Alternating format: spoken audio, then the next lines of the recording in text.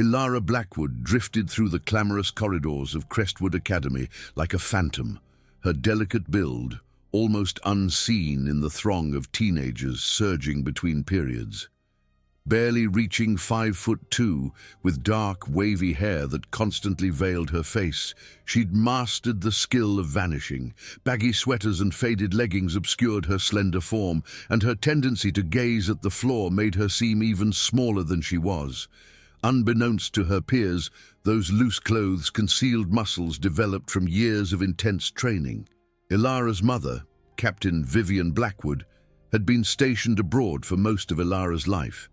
During brief visits home, she insisted on teaching her daughter skills beyond the usual mother-daughter bonding. While others learned to bake, Ilara learned Krav Maga. While they watched TV, she practiced evasion techniques and marksmanship. Her mother's mantra was, "Expect trouble, be ready for it," preparing her for scenarios she hoped to avoid. Crestwood was Ilara's fourth school in 5 years, a result of following her mother's military assignments before her disappearance a year and a half prior. Now residing with her grandmother in rural Vermont, Ilara hoped this relocation would be different. She vowed to remain unnoticed, graduate quietly, and honor her mother's memory by avoiding conflict. Force, she'd been taught, was a last resort for protecting the vulnerable. That principle was constantly challenged by Tiffany Sterling and her 2 devoted followers, Brooke McMillan and Sierra Jensen. Tiffany reigned over Crestwood's social scene with perfectly coiffed auburn hair, expensive jewelry, and a cutting wit. Standing at nearly 5'10" in her designer boots, she towered over most students, using her height to intimidate anyone who challenged her.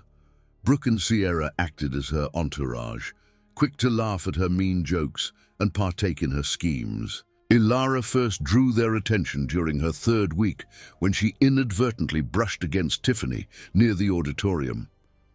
The contact was slight, barely disturbing Tiffany's expensive purse, but enough to mark Ilara as a target. "Watch it, weirdo," Tiffany had snapped, her blue eyes flashing with annoyance. "Do you know how much this bag cost?" Ilara mumbled an apology and tried to walk away, but Tiffany's voice trailed after her. "What a loser. Probably buys her clothes from a yard sale." The laughter from Tiffany's cronies stung Ilara's ears, but she kept walking. A fresh start meant avoiding confrontation, even as her mother's training urged her to stand firm. What followed were weeks of relentless torment. Tiffany and her group would knock books from Ilara's grasp as she walked to class, forcing her to gather scattered papers while others stepped over them. They would accidentally spill soda on her during lunch, soaking her clothes and forcing her to endure afternoon classes in damp, uncomfortable fabric. They called her names, loud enough for those nearby to hear, but quiet enough to avoid teacher detection. The worst incidents occurred where adult supervision was scarce. The 3rd-floor stairwell near the music room became a place of fear for Ilara after Tiffany trapped her there one afternoon, emptying her backpack into a trash can and kicking it down the stairs. Ilara's sheet music and notebooks were damaged, but when she reported the incident to Dean Thompson, Tiffany presented 2 witnesses who swore they saw Ilara accidentally drop her bag herself. The drama club's storage room offered another opportunity.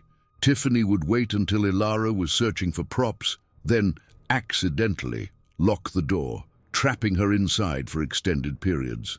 The parking lot during dismissal became a stage for public humiliation, with Tiffany loudly criticizing Ilara's appearance whenever she passed by. "Look at those shoes," Tiffany would announce to her audience. "Did she find them in a dumpster?" Through it all, Ilara remained silent. She endured the daily harassment, remembering her mother's lessons about choosing battles. Every part of her wanted to retaliate, to show these bullies what she could do, but she'd made a promise to herself and her mother's memory. Violence was not the answer. The breaking point occurred 4 months into the school year, triggered not by something done to Ilara, but by the arrival of a new target. Kaito Nakamura transferred to Crestwood in November, a quiet Japanese-American student whose gentle spirit and apparent intelligence immediately caught Tiffany's attention. Kaito was everything Tiffany disliked: modest, kind, and completely uninterested in the social games of high school. Ilara found herself drawn to Kaito's quiet demeanor and genuine smile. He was one of the few students who acknowledged her, offering small nods in the hallway and partnering with her during group projects when no one else would. For the first time since arriving at Crestwood, Ilara felt like she might make a friend. Tiffany noticed the connection and saw an opportunity to inflict maximum pain. She began targeting Kaito with the same cruelty she'd shown Ilara, but with a personal element that made Ilara's anger rise. Tiffany made loud remarks about Kaito's heritage, mimicked his accent when he spoke in class, and encouraged others to exclude him from group activities. The harassment intensified when Tiffany discovered that Kaito had invited Ilara to be his partner for the upcoming history project. The project gave them reasons to spend time together, studying in the library and working on their presentation about ancient civilizations. For Ilara, those afternoons were the first genuine happiness she'd felt in months. Tiffany shattered that happiness with calculated precision. She spread rumors about Ilara and Kaito's friendship, made crude jokes about their partnership, and began orchestrating increasingly elaborate schemes to embarrass them both. She would trip Kaito in the cafeteria, sending his lunch tray flying while the entire room laughed. She would accidentally spill ink on Ilara's history project, forcing her to start over. The final blow came on a frigid December afternoon, when Ilara discovered their carefully researched project had been vandalized. Someone had broken into their shared classroom and destroyed weeks of work, tearing pages and pouring coffee over their carefully crafted diorama of the Roman Forum. Ilara found Kaito standing over the wreckage with tears in his eyes, his shoulders shaking. 2 months of work, he murmured, holding up pieces of their destroyed project. Everything we did. Ilara felt a coldness settle in her chest as she surveyed the damage. This wasn't just about her anymore. Kaito didn't deserve this, and her vow to avoid violence felt less important than protecting someone who had shown her kindness. That afternoon, as Ilara walked toward her class to gather her things, she heard familiar laughter echoing from the second-floor balcony. Tiffany's voice carried clearly, filled with malicious glee. "Did you see his face when he found their stupid history project? I thought he was going to cry right there." "The best part was how seriously they took it," Brooke added, "like their pathetic little Roman Forum was going to win anything." Ilara's hands clenched into fists as she approached her classroom, trying to control her rage. She turned the lock with focused precision, breathing the way her mother had taught her. Violence was a last resort. There had to be another way. She opened her class and began gathering her books, trying to ignore the continued laughter from down the hall. But then she heard Kaito's name mentioned again, followed by a string of racial slurs that blurred her vision with anger. "Hey, Shadow Girl," Tiffany's voice called out, using the nickname she'd given Ilara. "I hear you and your boyfriend are looking for a new history project." Ilara closed her class and turned to face the 3 girls approaching her. Tiffany wore her usual expression of cruel amusement, while Brooke and Sierra flanked her with eager anticipation. "We didn't touch your stupid project," Tiffany continued, her voice dripping with false innocence, "but I might have some ideas for your next one.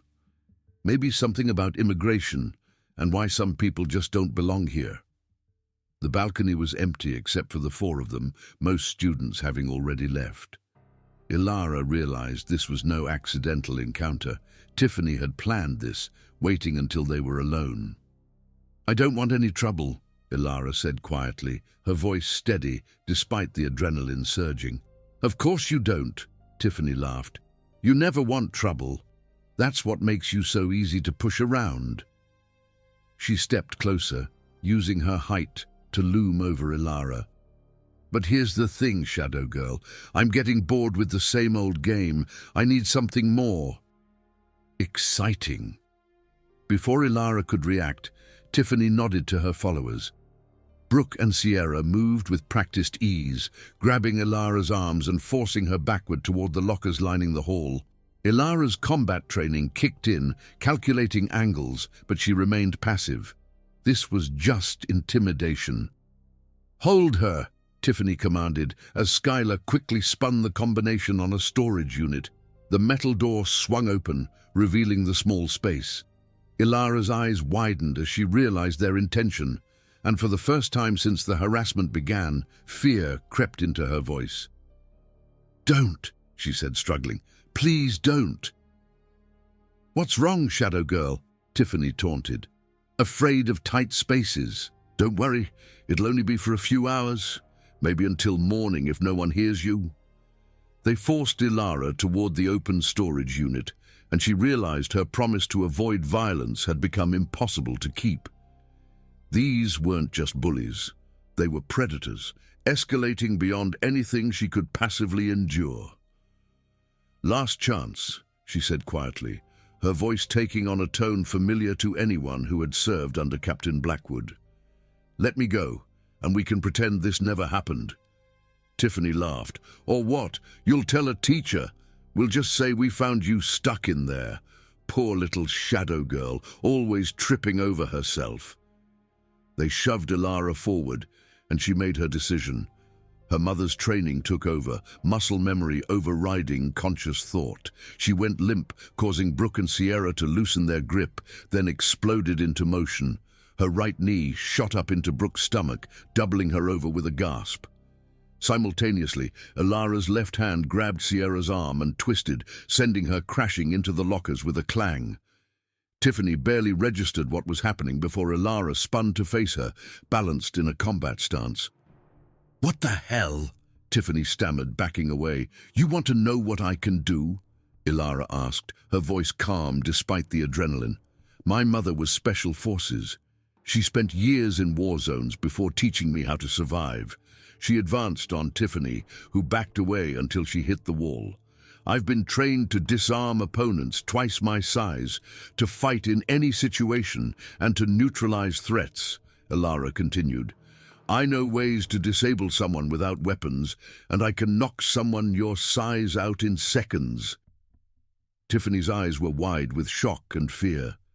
Behind Ilara, Brooke was still gasping, while Sierra clutched her arm. "More importantly," Ilara said, stopping inches from Tiffany's face, "my mother taught me that strength isn't about hurting those weaker than you. It's about protecting those who can't protect themselves." She placed her hand against the wall, trapping Tiffany.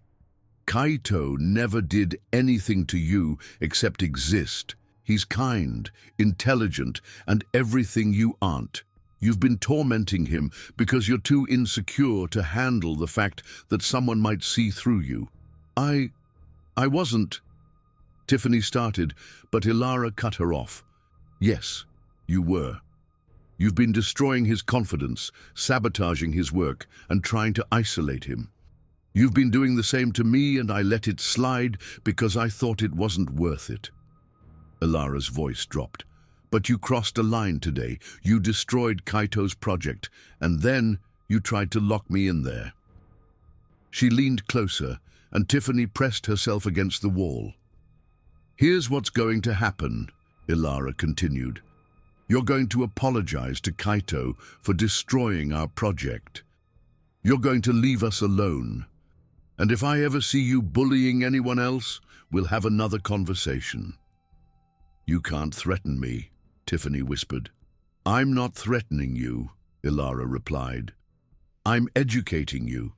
There's a difference between using your strength to hurt people and using it to stop people from getting hurt.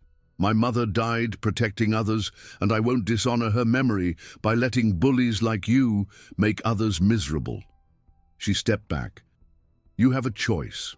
You can learn from this, or you can keep being a bully until you pick on someone who doesn't share my restraint." Behind them, Brooke had managed to stand, holding her stomach. Sierra was examining her arm. Is she okay? Ilara asked, nodding towards Sierra. Probably just bruised, Tiffany answered, surprised. Good. I don't enjoy hurting people, but I won't hesitate to protect my friends. She picked up her bag and slung it over her shoulder. Oh, and Tiffany? Next time you want to call someone Shadow Girl, remember that even shadows can fight back. Ilara walked away, leaving the three girls near the lockers. She could hear them whispering, but she didn't look back. Her hands were shaking, and she needed to find Kaito.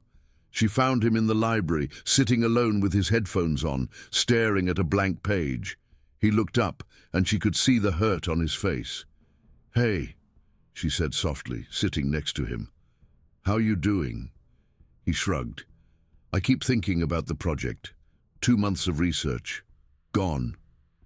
"We can rebuild it," Ilara said. "I have copies of our research, and I remember the diorama. It won't take as long." Kaito smiled. "You really think we can do it in time?" "I know we can, but first, I need to tell you about what happened with Tiffany." She told him about the confrontation, leaving out some details, but making it clear that the harassment would stop. Kaito listened, asking questions about her training. "Your mother taught you all that?" he asked.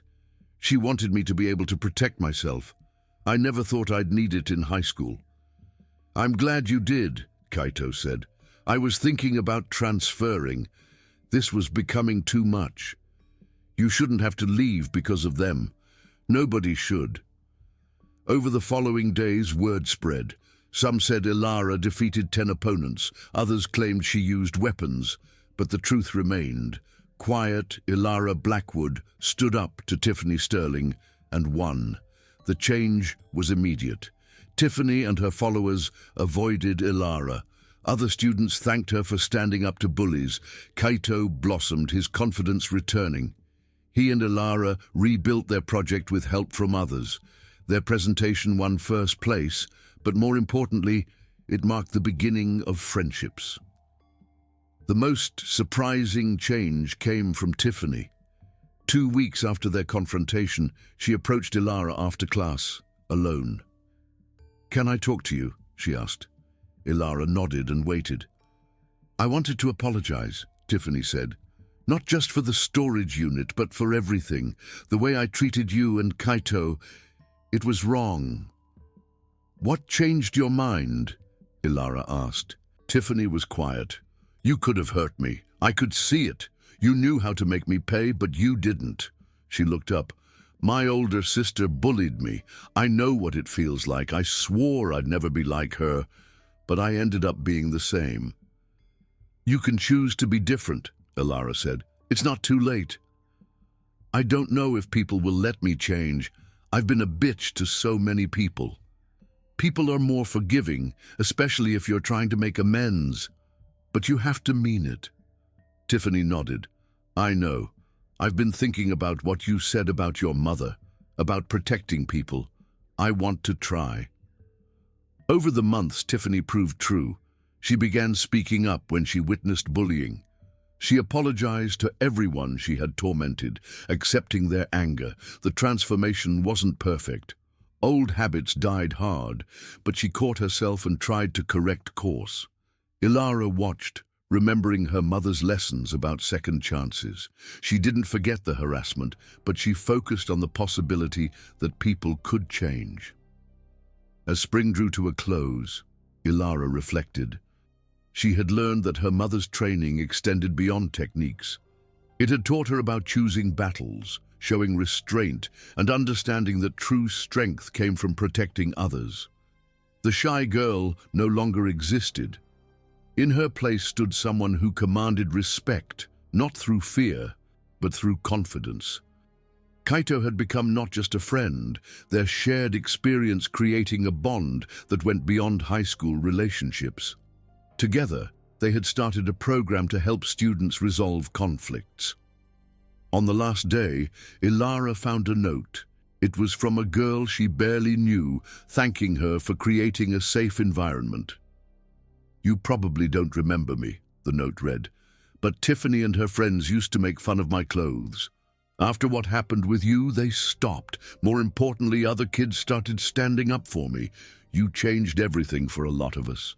Ilara smiled and placed the note in her bag. Her mother had always told her that the measure of a person wasn't in their ability to fight, but in their willingness to stand up for those who couldn't. As she walked out of Crestwood, Ilara carried the knowledge that she had honored her mother's memory, not through violence, but through courage. The quiet storm inside her had finally found its purpose, transforming not just her life, but the lives of others. And in that transformation, she had discovered that true strength wasn't about the ability to destroy, but about the wisdom to know when to fight and when to show mercy. Some battles, she had learned, were worth fighting, but the greatest victories came not from defeating your enemies, but from helping them become better than they were before.